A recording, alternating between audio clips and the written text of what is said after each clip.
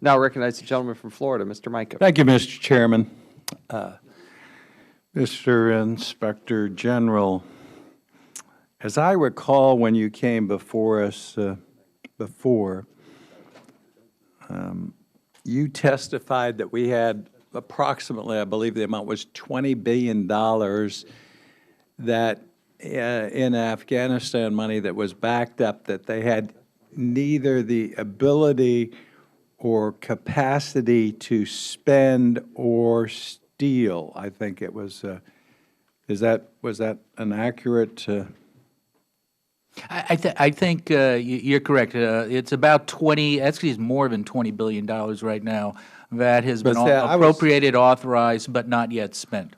And I think you had said that, and then I asked you again, was that correct? In fact, later on I called your office to make sure I wasn't misquoting you, because I was just stunned by that. We spent over $100 billion, the chairman said, $100 billion in 10 years. Is that about right, Mr. Sampler, U.S. money in aid? I'm not talking about military aid. We're talking about economic aid. That's not correct, Congressman. How much is it? USAID's number is $14.2 billion. In how many years? Since 2001. Okay. Mr. Mica, if I could just correct it, I mean, the amount of money, that was the amount of money of reconstruction. Now, reconstruction isn't just USAID. Okay. The bulk of that money is actually DOD. But we're approaching $100 billion in reconstruction, and that's not military money. Is that right, Mr.? Well, we draw the distinction between reconstruction and money actually for the war fighting. So reconstruction can also be paying the salaries. We're paying the salaries of all the soldiers. Since there's not much infrastructure, not much in the way of sophisticated communities, that we're spending an awful lot of money in a country whose annual budget, the federal budget, is it $5.7 billion, in that range? Anybody know? They collect revenue of about $2.2 billion. Okay, That's how much they collect Sounds like they operate legally. like us. We collect 2. They spend a lot more. Yeah. Yeah. All right.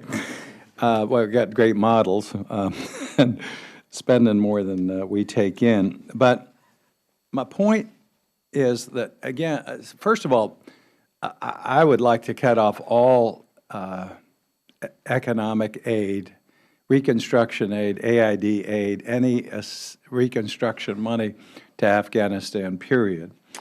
I would also like to, now, Mr. Sampler, what have we done? Schools? I was over there, I saw some schools, I saw some roads, I saw some bridges, infrastructure.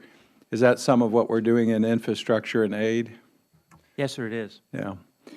Well, I can tell you, I come from communities that could use all of that. In fact, I may have an amendment in appropriations that we open that $20 billion that's backed up to my communities.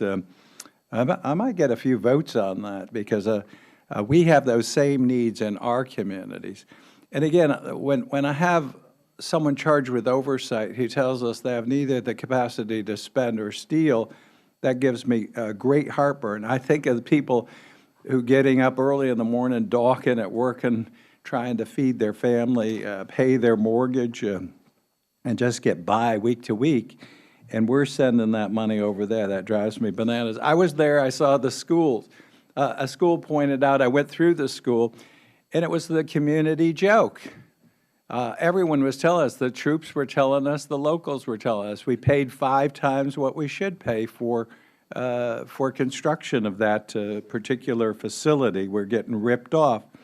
Now, my question earlier was, have the Afghanis held anyone accountable? They're violating Afghani law, or has the U.S. gone after anybody and held them accountable? Do we have that list yet?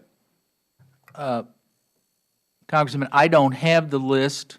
We can provide you the list of what we have. That was promised before. That was March 13th, and we haven't gotten it that I know of. I didn't testify then, sir. Okay, well, so whoever came, but I've been promised the list. We don't have the list. I want to know, do you know if many have been prosecuted within in Afghanistan?